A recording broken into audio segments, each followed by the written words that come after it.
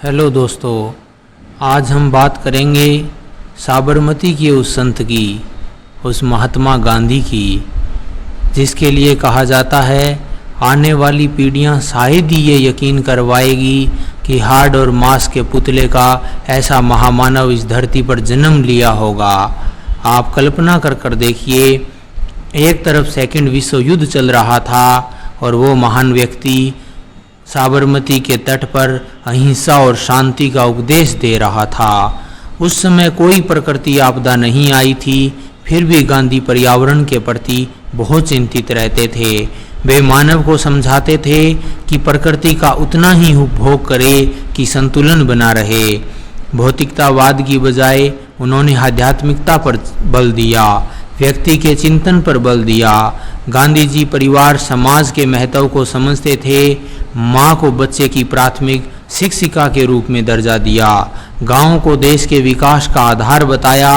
आने वाली गाँव को देश के विकास का आधार बताया ताकि हम ये समझ सकें कि गाँव के बिना देश का विकास संभव नहीं है।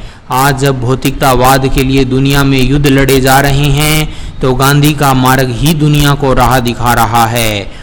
गांधी का मार्ग, गांधी बुद्ध के पास जाकर मध्यम मार्ग का उपदेश देते हैं। गांधी भारत के वो पहले व्यक्ति थे जिन्होंने हजारों सालों से कैद घर की महिलाओं को देश की स्वतंत्रता संग्राम की लड़ाई में उतारा।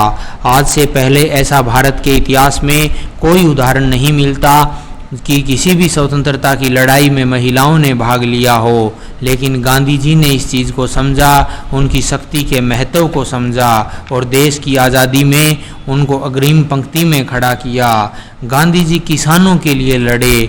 गांधी जी के आने से पहले देश में कोई बड़ा किसान आंदोलन नहीं हुआ था, लेकिन गांधी जी ने किसानों के मांगों के लिए दुनिया की उस ब्रिटिश की ताकत को झुका दिया जिसका झंडा दुनिया में कभी नहीं झुकता था। गांधी जी मजदूर और दलित उत्थान के समर्थक रहे।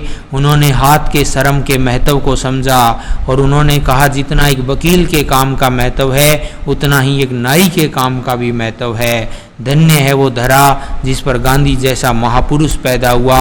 धन्य है वो माँ बाप जिसने ऐसी संतान पैदा की और धन्य है वो गुरु जिसने उस बच्चे को शिक्षा दी। हम सत सत नमन करते हैं ऐसे महात्मा गांधी को। जय हिंद, जय भारत।